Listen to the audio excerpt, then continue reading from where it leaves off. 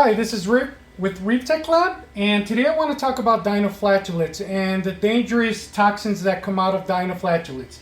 If you have a tank that actually is very stubborn with dinoflagellates, then perhaps you want to do what I call a sand reset. Now, this may not be for everyone. I recommend this procedure for maybe people who might have 100 gallons or less, where you remove all of the sand and then you start over. And I'm going to explain how that works. But in a minute, I just briefly want to go over the 3 different common dinoflagellates that we have. So here you can see in this area, even though I removed the sand, I still have dinoflagellates right here. I still got to get rid of this little bit of sand. I don't want any dinoflagellates whatsoever in my sand bed at all. When they're in your sand bed, that's called benthic. They're bottom dwellers. They stay in the substrate. They stay and they live in the sand. Depending on the type of dinoflagellate that you have, some might actually go into the water column, some might actually live on the rocks, right? So there's 3 different types. So the first one is Prorocentrum, very commonly found. Now, each dino produces a different types of toxic substance that it delivers into the water, which is very dangerous for your fish. It can kill your fish and it can kill your corals. So the first one is Prorocentrum. The second one that's commonly found in a reef tank is Ostreopsis, right? And the third one is Amphidinium, okay? Amphidinium is the toughest one to remove. Well, you got to ask yourself, well, how do I know which one do I have? You got to get a microscope. You got to do a water sample. You got to base this on science. You can't guess. Because if you just start dosing all kinds of products inside your tank, you're going to destroy your corals and kill your corals. You're going to infect your tank with a bunch of chemicals that you really didn't need. You got to be very careful to keep this water quality super pristine. Remember, sometimes some people say you don't just manage corals and fish, you manage water. That has some kind of truth into the statement. It's all about water quality, what goes in and what goes out, right? So going back to the dinos, so the Prorocentrum are basically, they have what's called OA toxics, Okadaic acids, okay? And it's a very lethal acid that when produced in strong amounts by the dinoflagellates, because that's their defense mechanism, they start to kill your corals and they start to kill possibly your fish too. It's a toxin, okay?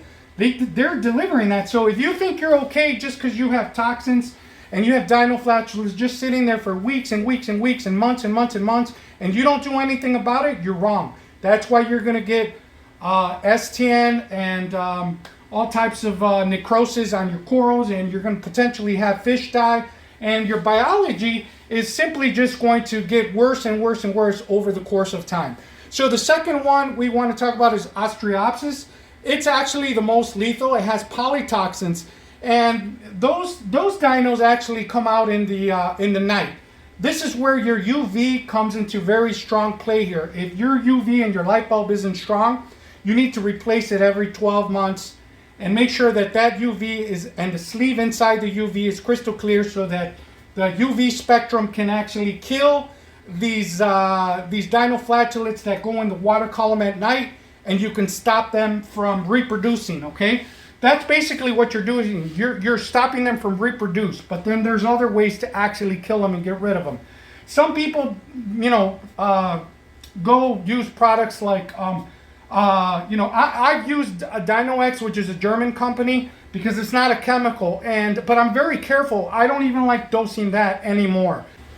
Now, the third dinoflagellate that's common in a reef tank is basically the Amphidinium, which we said was one of the most stubborn dinoflagellates that you have. I think I have Prorocentrum, I believe so.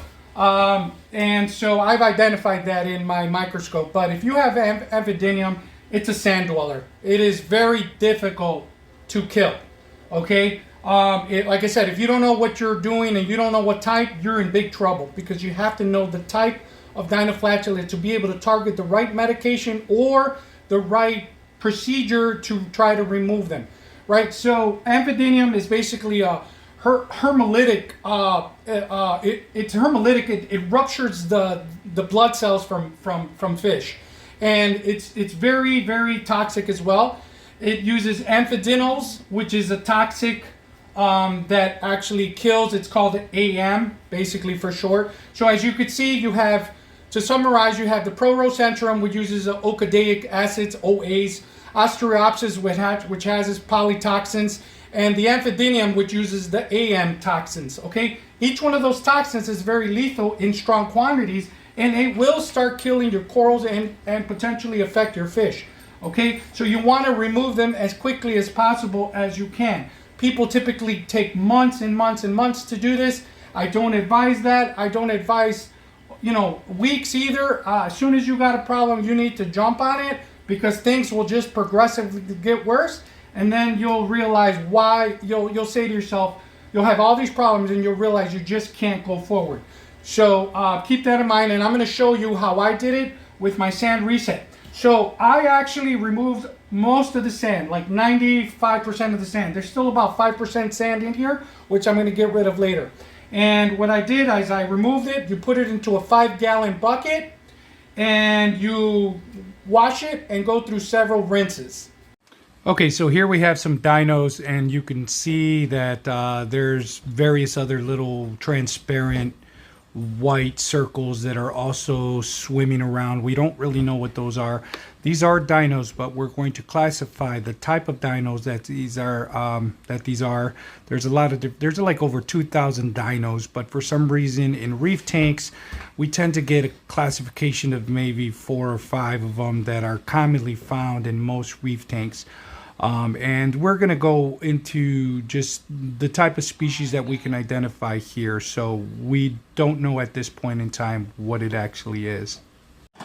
So this video proves that we have phytoplankton running around still alive, and we just did 1 drop of Dino X and it instantly kills the dinos. As you can see, the Prorocentrum dinos that we have do not move anymore. There's no motion. They're not moving at all. So that's proof that the Dino X is very lethal against dinos, and it kills them instantly. So here is the 5-gallon bucket, okay? And basically, once you put it in a 5-gallon bucket, you basically rinse it with tap water, because tap water has metals and chlorine and all these things. That alone instantly kills the dinos. However, what I do after I put them in here, I rinse it and I move it around with a stick or a plastic PVC or something. I put in about a quarter to a half of 16-ounce hydrogen peroxide. So you throw that in there. Whatever portion you put in, it's gonna kill it. Okay. Like I said, the tap water alone kills them instantly when you go from salt water to fresh water alone. So you go through 3 or 4 very thorough rinses. What you're going to see is it's going to get dirty, ugly, and all the bubbles, you're going to see all this brown. Those are all the dinoflagellates that are dead. When you see all this brownish, murky water in there, that's all the dinoflagellates that are dead, and you're basically throwing that in the toilet. So you're basically left at the end, after like 3-4 good rinses, you're left with the product. You've stripped and nuked the crap out of the dinoflagellates, and now you have just the sand. So you're missing the good bacteria out of it. So what do? You have to reseed it with good bacteria. So the way I do it and the way I recommend is, and I've done this at least 4 or 5 times, so I've perfected this procedure, and this is my procedure, right? You guys can, follow through however you wish. There's other ways to do it. Some people wouldn't go through this much time-consuming procedure, but it's really not that bad. It's just removing the sand. Once you got it out, it's all downhill from there. But if you got a big tank, over 100 gallons, it becomes very cumbersome, very difficult. That's why I said this procedure is recommended for people maybe under 100 gallons. But if you want to knock yourself out and you got something like a 200-gallon tank, go for it. This is going to work, guaranteed. So basically, once you have the sand, you basically do tests, okay? You do tests. As you can see, based over here, you could see that I've done some tests with the ammonia, okay? You add some ammonia, and you basically use the Dr. Tim's, and you add a a small amount, you got to be careful with your drops. You're not supposed to have more than 2.0 ppm in there. And as you can see, let me, I have 4 vials here. So you have yellow, which shows nothing, right? Dark green, green, and then light green. What happens, I overdosed. In this product. Is very, very dangerous. Be careful how you use Dr. Tim Aquatic ammonium chloride solution, right? I have the old API, 8 drops of this, 8 drops of that into 1 vial to give you the color, right? You see what you got. You got to make sure that you are at 2.0 ppm. If you're at 4.0, 8.0 ppm of ammonia, you went too much, and it's going to stall and crash this this procedure. Okay, because the basically the bacteria will not be able to reproduce and live in there. Now, what you see is I have bubbles.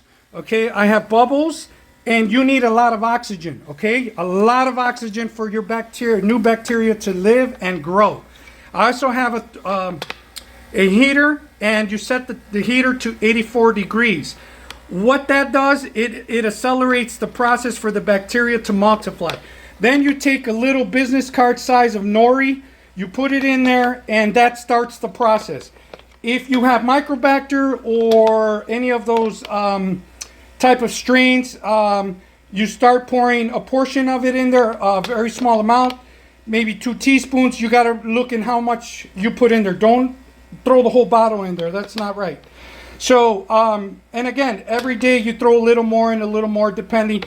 By the time you're done cycling, okay, maybe 14 days, maybe 21 days, it depends. You let the science tell you when you're ready to put this sand back in this tank, okay? Do not try to guess, oh, I'm ready, I think it's ready. You don't know.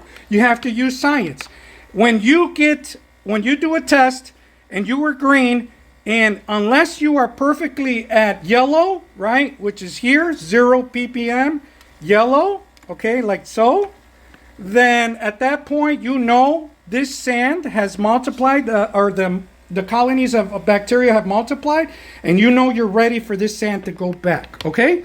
So that's how you do it, and it's very simple, okay? Once you have the sand in there, and then you put it back in your tank, you use a PVC pipe, you could run it down carefully so you don't make a lot of dust.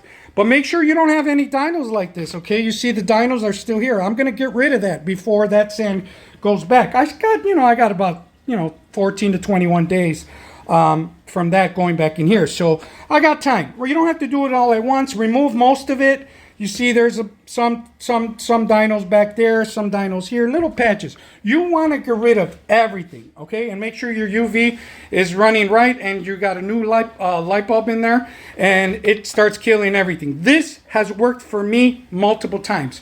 But what I didn't do before is I wasn't using science as precise. I wasn't testing the ammonia, I wasn't testing the water, and I was guessing. Even though it worked, I was guessing as to when it was going back. But I would wait about 14, 21 days to let the bacteria naturally. But I wasn't using the test kits, and that's what you want. You want to be able to use the test kits and be able to determine, okay, is it ready? Is it ready to go back in? And when I should do it. Okay, so I hope I'm going to show you some other slides, the way dinos look. And that way you could see how many thousands of them actually multiply and in the microscope, because I want you guys, whoever follows ReefTekLab, we like using science as the primary instrument, primary methods to teach our students and our followers. And we like to mentor you the right way. There's a lot of misled information out there on forums, and a lot of people who guess and they have no clue what they're talking about. So we want to make sure that you are doing the right procedure, the right way, the ReefTekLab way, and you are getting success. I want all of you guys to succeed. I don't want you to quit the hobby, so that's why we're here. We're here for you. And don't forget to get the Precision Reef Journal. At the very end of this video, you'll see an end where it shows why it's important and why you should get it, so that you can document all your parameters and have complete success.